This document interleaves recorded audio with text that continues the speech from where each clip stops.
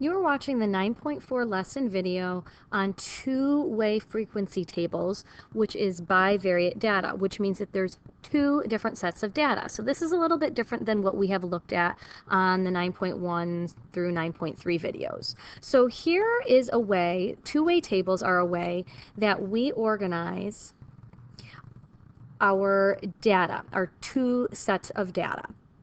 And what we see is at the top, there's something that's related, and then on the side, there's also something that's related. So in exercise 1, you can see that the sports are on top, and pop music would be on the left-hand side column. So let's dive right in to exercise 1. So it says, a survey of 100 students was taken. It was found that 60 of them watched sports and 34 of these students did not like pop music. Okay, so this here is important. There's a lot of important things in this, I guess, description. So a survey of 100 students. So this is the total number of students. In fact, I'm actually going to color code this with a highlighter. I would encourage you to do the same. Then it says it was found that 60 students watched sports. Okay, so 60 students watched sports.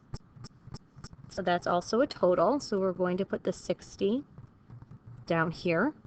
And 34 of these students did not like pop music, I should say. So 34 of these did not like pop music. So that is right in here. Okay, so here's a couple things that we should talk about. The totals are always at the bottoms and on the right-hand side. Sometimes they aren't labeled and sometimes they are. Here they are labeled, so this is great news for us. And I'm going to pull my calculator up because I know that some number plus 34 should equal 60. So I can find out right now by subtracting 60 minus 34 that 26 students watch sports and like pop music. Okay, another piece that we can also find out is the don't watch sports, because 60 plus this number here should be 100. I don't need my calculator. I guess I don't really need it for the other one, but 60 plus 40 is 100. So we could have done 100 minus the 60, and that's where the 40 came from. So when we are adding together the two columns, it should always give us the total at the bottom. Okay, so we don't know too much about the don't watch sports, but it says of the students who did not watch sports, so of the students who did not watch sports, that's this here. I'm going to highlight this in purple. 70% of them liked pop music. So 70% can be written as 0.70 or 0.7. So let's find 70% of 40. So 0.7 times 40 is going to give us, I need another highlighter color. Do I have another highlighter color? Here we go. I'll do orange. 70% of them liked pop music. So that's this piece right here. And I want my black pen. So that was this 28 over here. So this is 28. So again, we could do 40 minus 28, and that's going to give us this 12 here, because they should add to be 20. These guys should add to that total. And then 26 plus 28 is going to give us our total this way, which is 54. And then 34 plus 12 will give us 46. And we know that we are totally correct if 54 plus 46 equals the 100, which it does. So I know this looks really colorful, but there's a meaning to why it's colored. Now, as we look at some of these examples down below, a helpful hint, and I think this is actually something that's really important, that when you are missing questions, this is usually what you're missing. You always want to look for of and if, because the denominators are usually the thing that throws people off when doing questions involving two-way tables.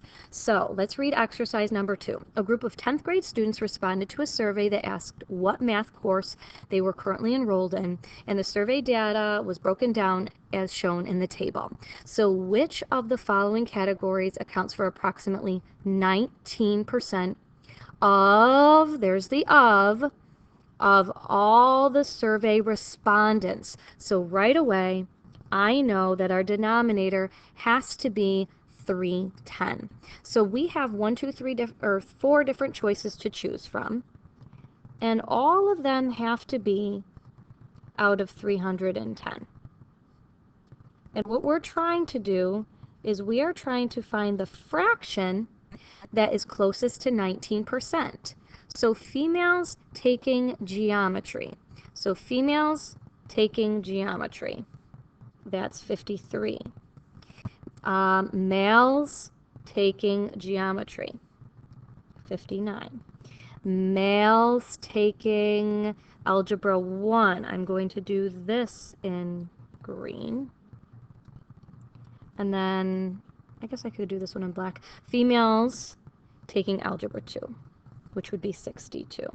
So our job right now is to figure out which one is closest to 19%. Well, if I do 53 divided by 310, it spits out a fraction.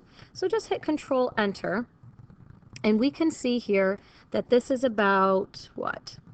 17%. Not our winner. Probably not our winner, I should say. All right, so 59 divided by 310. I could always put in a decimal point at the end. Oops, that should be 59. And putting in a decimal point after the 310 just tells my calculator I want a decimal answer. And there we have the 19% that we needed. We're just moving the decimal place over. I guess I don't really need to try 3 and 4, but if I did, I would do it the same exact way that I was typing in 1 and 2. So there we have our answer. Okay, here's exercise 3. Exercise 3 says a survey of 52 graduating seniors was conducted to determine if there was a connection between the gender of the student and whether they were going on to college. So it says here, based on this data, determine what is more likely. Someone going to college is female. So someone going to college is female, and then someone who is female is going to college. They seem very similar, except for we have 2 different things that we're starting with. So someone going to college, well, these are the people that are going to college. Someone who is female, these are all the people that are female. So even though in the table we are looking at the female going to college section, our denominators for the 2 fractions are very different. So the 13 is the numerator for both of these, but someone going to college, that's my blue. 29 people are going to college, where someone who is female, that's 22. So which one is more likely? Well, some of you might have number sense, and you can reason that one of these fractions is actually bigger or smaller than the other. Or if you don't, what I would just recommend is typing them both into your calculator and getting the 2%.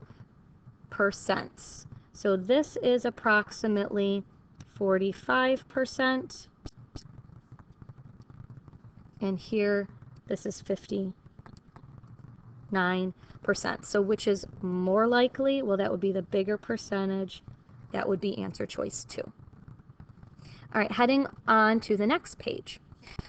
Right at the top here, it says that sometimes the tables aren't going to calculate the totals for you, so we have to do that on our own. So why don't you take a minute right now and calculate all of these totals, which would be this number here, this, and then the bottom corner, total of all of them.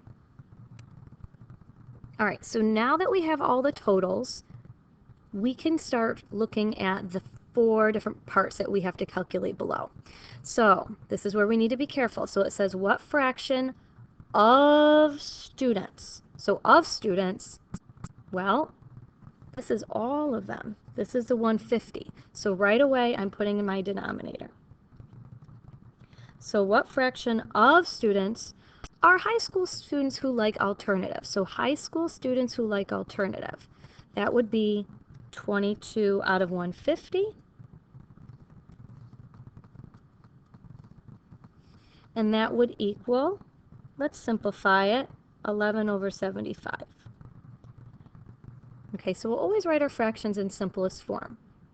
All right, moving on to B. What percentage of college students, so of college students, so we're going to look to the college student total, college, and then look all the way to the right.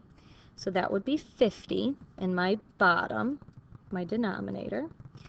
Prefer classic rock. So prefer classic rock, so college that prefer classic rock, that would be 14 out of 50. Well, here it's asking for a percent, so let's write it as a decimal first, which would be 0.28, which is really equal to 28%. Okay, now what percent of students, of students who like classic rock, so of students who like classic rock, that's 24 of them total, that attend middle school. So if they attend middle school, that would be 4 out of 24.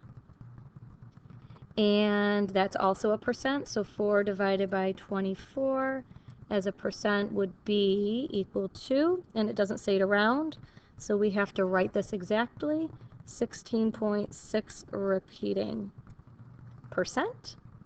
And our last section, what percentage of middle school students, so here's our middle school students, middle school is all the way to the right, prefer hip-hop or classic rock. So we have to add those together. So 28 plus 4, actually I'll write it down just so we have that work here. So 28 plus 4 is going to give us the 32, and that would be 32 out of 50. Again, that needs to be a percentage, so we'll get it as a decimal. 0.64 is really equal to exactly 64%. So a really big part of these types of questions is knowing what your denominator is. I highly recommend that you have all this color coding going on your paper. If it's not with a highlighter, maybe it's with different colored pens or colored pencils. All right, exercise 5. A public opinion poll was taken to explore the relationship between age and support for a candidate in an election. The results of the poll are summarized in the table. So it says, what percent of people ages 21 through 60 were for the candidate? So what percent of people ages 21 through 60? So we're going to look at the ages 21 through 60. Okay, so our ages are over here. 21 through 60, wow, we're looking at both of these columns. We're for the candidate. Okay, so here's the deal right now. I'm noticing that they did not tell us any of the totals. So we need to actually find those totals. And I don't need to find the totals out of everything. I just need to find these totals. So 30 plus 12 plus 8, that's 50. And let's do the same thing. 20 plus 40, that's 60, plus another 15, what's that, 75? So that means the people who are ages 21 through 60, the total of those guys would be, what, 50 plus 75, so 125? And then it's saying we're for the candidate. So this 30 and that 20 would be 50. So these two together added to be 125. These two together would be 50. So we are really looking at a percentage. Notice how we always start with fractions but get our percents.